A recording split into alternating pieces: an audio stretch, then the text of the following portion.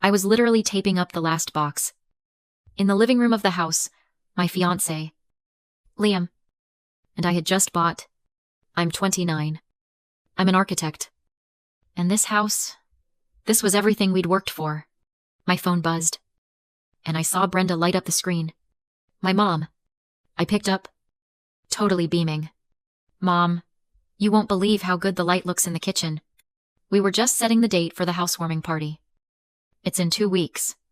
The line was silent for just a beat. Then, her voice came back. Ice cold. Rishima. Cancel the housewarming party. I actually laughed, thinking it had to be a joke. What, Mom? Are you serious?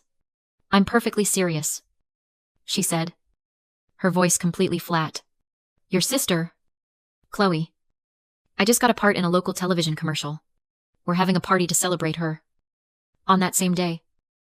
Have you ever felt like the second choice in your own family? Let me know your story in the comments below. I tried to argue. I said, Mom, come on. We've been planning this for months. We've already started buying things. I'm not canceling just because Chloe got a commercial. She sighed. That heavy, annoyed sigh she always uses when I'm being difficult. Don't be so selfish. Rishima, this is a big deal for your sister. It's the same guests. Just a different party. Just reschedule your little house thing. I felt that old, familiar anger rising in my chest. The kind that feels cold and heavy. No way. Mom, I said, my voice firm. This is our house. We're talking about our home. I am not canceling. End of story. She started to yell, her voice getting high and shrill. But I didn't even bother to listen. I just hung up the phone. I sat there on a cardboard box, just staring at the phone in my hand. That's when Liam walked in. He's 30. A financial analyst. And the most stable thing in my life. He took one look at my face and knew. He didn't even have to ask. Brenda, he said. I just nodded. And as I told him what she demanded, all the memories I usually keep locked away came rushing back. It was always like this. Chloe first. Me second. I remembered my college graduation. I was the first person in our immediate family to graduate from a 4-year university. My parents, Mark and Brenda, showed up 2 hours late. They missed me walking across the stage. They stayed for exactly 20 minutes. Took a couple of photos. And then said they had to leave to beat the traffic. It was pathetic. Especially when I compared it to what they did for Chloe. My sister, who is 4 years younger. Just a few months earlier. When Chloe got a basic PR internship, my parents funded a 3-day celebration trip to Vegas for her and 2 of her friends. A 3-day party for an internship. 20 minutes for my degree. Liam listened to the whole thing. And I could see his jaw tightening with every word. When I finished, he just shook his head. That's ridiculous, he said, pulling me into a hug. We are not canceling anything. This is our house. Our party. I leaned against him. So grateful for his support. I know. But why can't they ever put me first? Just once. Because they're clueless, Liam said firmly. But I put you first. Always. He tapped my nose. Now, let's go send out those invites. The next morning, I woke up determined to forget my mom's crazy demand. Liam and I had this beautiful new house. And I was going to focus on filling it with our friends. I sat down at our new kitchen island, opened my laptop, and started working on the email invitations. Then my phone buzzed. It was my cousin, Megan. Hey, Rishima, she said. And her voice sounded really weird.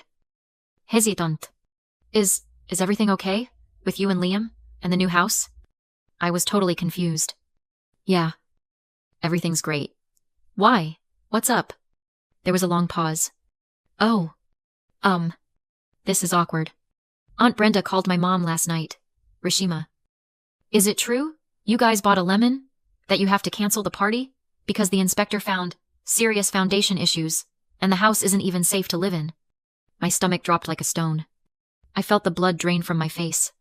This wasn't just a simple lie, like they broke up. This was a targeted attack. I'm an architect. My entire career is built on understanding structures and foundations.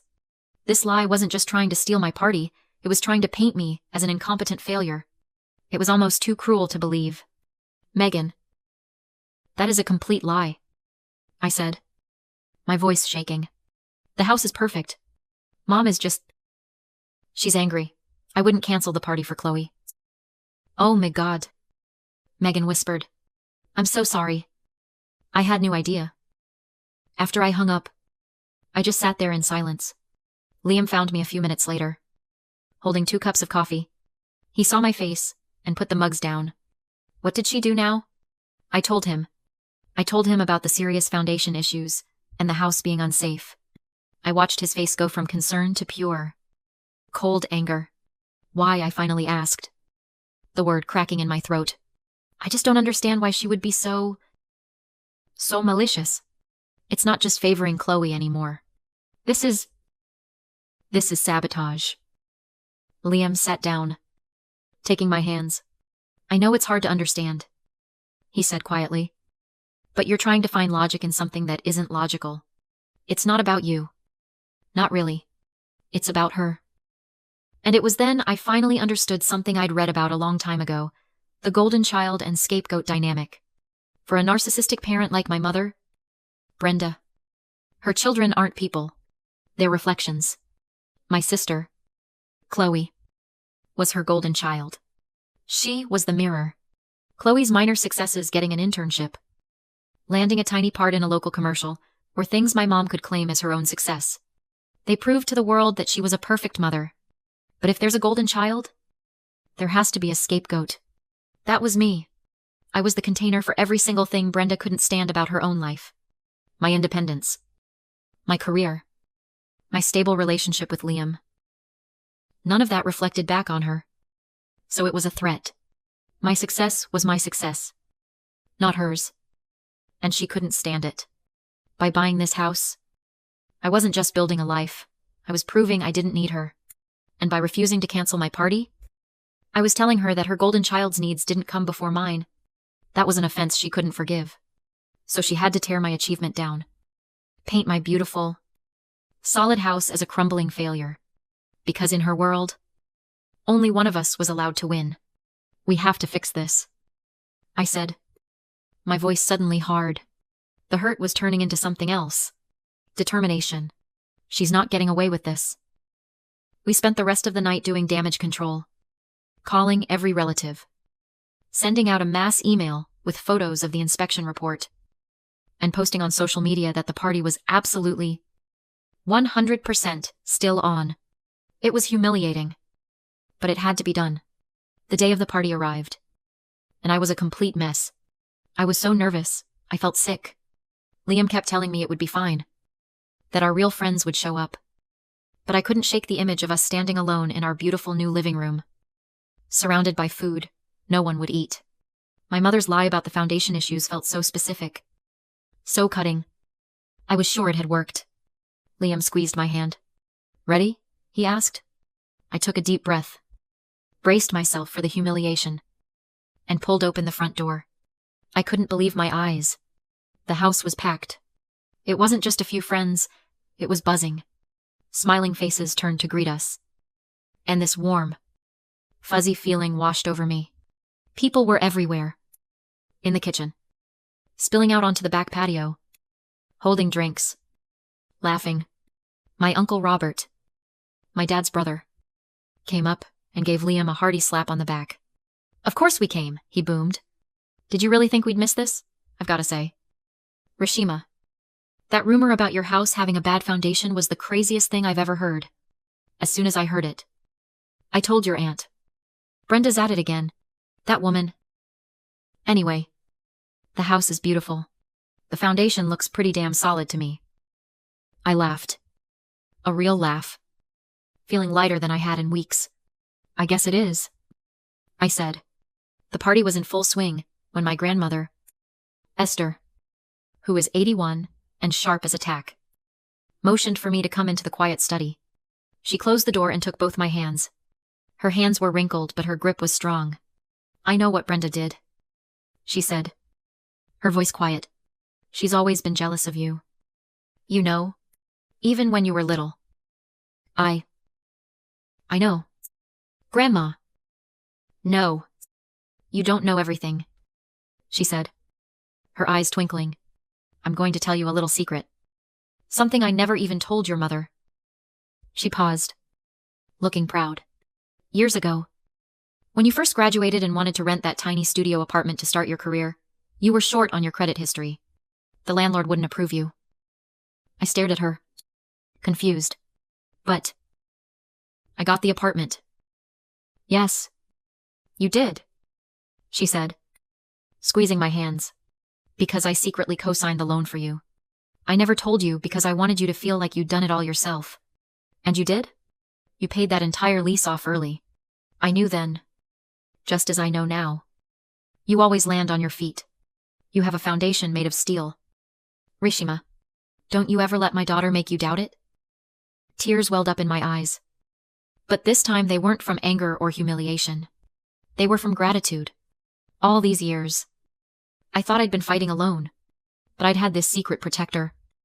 This guardian angel, who saw me for who I really was. The next day, Liam and I were relaxing on the couch amidst the post-party mess, just smiling. When my phone rang, my stomach flipped. It was Brenda, against my better judgment. I answered. Hello. You ungrateful. Nasty girl, her voice screeched through the phone. I had to hold it away from my ear. How dare you? Mom. What are you talking about? Don't you? Mom! Me, she screamed. You've humiliated your sister. Only 7 people showed up to her party. 7, and they were just those nosy old aunts who'd go to anything. Lauren is crushed. This was supposed to be her moment. And you ruined it with your selfishness. I felt my patience, which had been stretched thin for decades, finally snap. Mom. I've been planning my housewarming for months. Chloe's party was a last-minute thing, and she knew it clashed. I'm sorry you're disappointed, but that's not my fault. Not your fault, she shrieked. Family comes first. Rishima. But clearly, you don't understand that. And before I could say anything else, she hung up on me. I was still staring at the blank screen where my mother's call had been when my phone buzzed again. This time, it was a text. From Chloe. My hand was shaking a little as I opened it. The message was short and venomous. Are you happy now? You ruined everything for me. I'm going to make you pay for this humiliation. I showed the message to Liam. He frowned, his eyes going dark. She can't be serious. But I knew she was. This was the shift. The problem wasn't just my mother's narcissism anymore. This was Chloe, my 25-year-old sister, promising a targeted attack. The next few weeks were quiet. Eerily quiet. I started to let myself believe that maybe the storm had passed. That Chloe's text was just an empty threat. Then, one afternoon, I got an unexpected call from Liam's mother. My heart sank. I always loved talking to her, but her tone sounded worried. Rishima. Dear, she started, and I could hear the hesitation. Can I ask you something a bit strange? Of course, I said, my pulse quickening. Well, she said. Liam's father and I received a very bizarre phone call this morning. It was from a young woman who said her name was Chloe. Your sister? The blood drained from my face. Oh God. What did she say? Dear. Well, she told us that you were cheating on Liam, that she had proof, and that we needed to warn our son before he got trapped into marrying you. I felt like I'd been slapped. This was a new low. It was one thing to lie about a house, but to lie about me, to my future family. Before I could even process the shock, Liam's mom cut in, her voice firm. Rishima, listen to me. We've known you for 4 years. We didn't believe it for a second. We told that young woman exactly where she could go. And then we blocked her number. We are not calling to accuse you. We are calling to warn you. Your sister is... well, she's unhinged. And we're on your side. 100%. I hung up, a strange mix of emotions swirling inside me. I was so incredibly touched by their immediate trust and support. And I was absolutely furious at Chloe. How could she be so cruel? But she was just getting started. A week later, I was at my architecture firm, preparing for a huge presentation. We were pitching a new design to a major potential client. This was a project that could change my career. My boss, a man I deeply respected, called me into his office. He looked uncomfortable. "Rishima," he said, avoiding my eyes. "Sit down. I need to show you something." He turned his monitor toward me. My stomach clenched. He had a web page open. A review site for architecture firms. And there, posted under 3 different anonymous names, were 3 new 1-star reviews for our company. For my work, I read them, my hands going cold. This firm is unreliable. Their lead architect seems promising, but drops the ball. We had serious concerns about the structural integrity of her designs. Had to pull out. Avoid at all costs. Our project was delayed for months due to structural issues that were overlooked. A complete lack of professionalism. Structural issues. The same lie. The exact same words my mother had used about my house. But now professionally weaponized. Chloe, with her PR background, knew exactly what she was doing. She was using the language of my own industry to poison the well. To make me look incompetent. I looked up at my boss. Speechless. I don't know who. This is all lies. He sighed, rubbing his temples.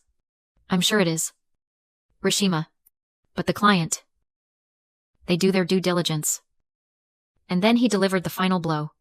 The presentation is off. The client called this morning. They said they've indefinitely postponed the meeting. Citing reputational risk they found in online reviews. I just sat there, frozen. The floor had just dropped out from under me. This wasn't a family fight anymore. This wasn't about a party. Chloe had brought the war to my livelihood. She was trying to ruin the one thing I had built for myself. This wasn't just revenge. This was an attempt to destroy me. I didn't have to do anything. Chloe did it all herself. In her obsession to make me pay. She got sloppy. She became so consumed with her smear campaign that her actual work at the PR firm completely fell apart. She was spending all day on her work computer. Not for her clients, but for her bizarre vendetta against me. Using company resources and databases to find new places to post her anonymous structural issues reviews.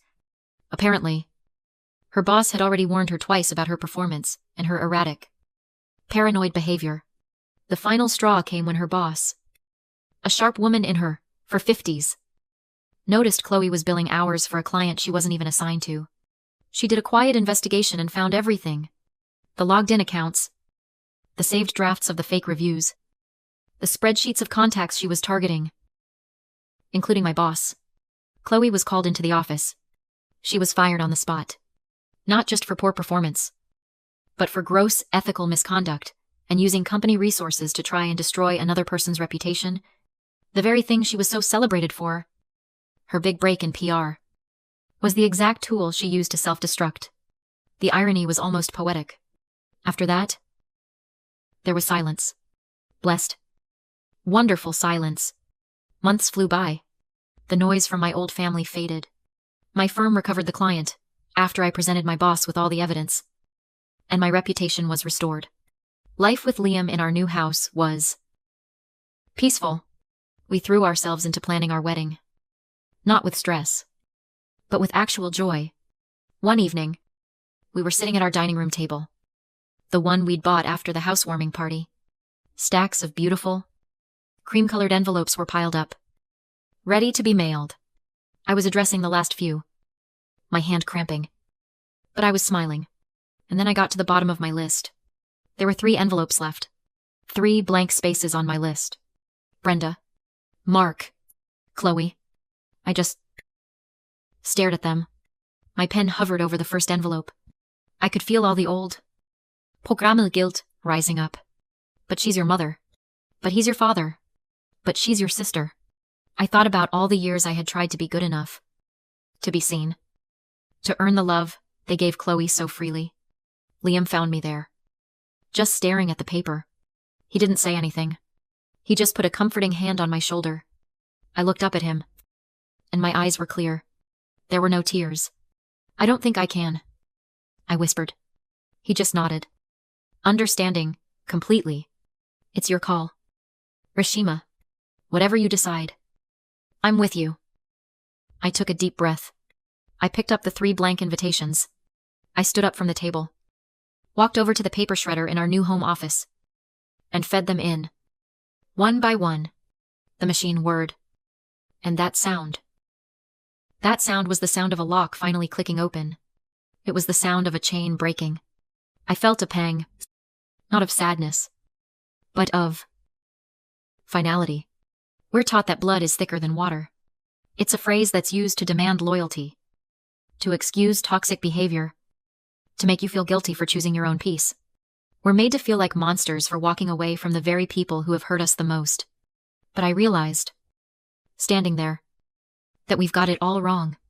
The original saying was, the blood of the covenant is thicker than the water of the womb.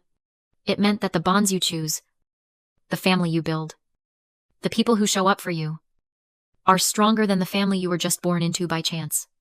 Letting go of my bloodline wasn't a failure. It wasn't an act of cruelty. It was a final, necessary act of self-preservation. It was the moment I stopped begging for a seat at a table where I was never wanted, and finally turned to set my own. It was a painful, bittersweet, and absolutely necessary liberation.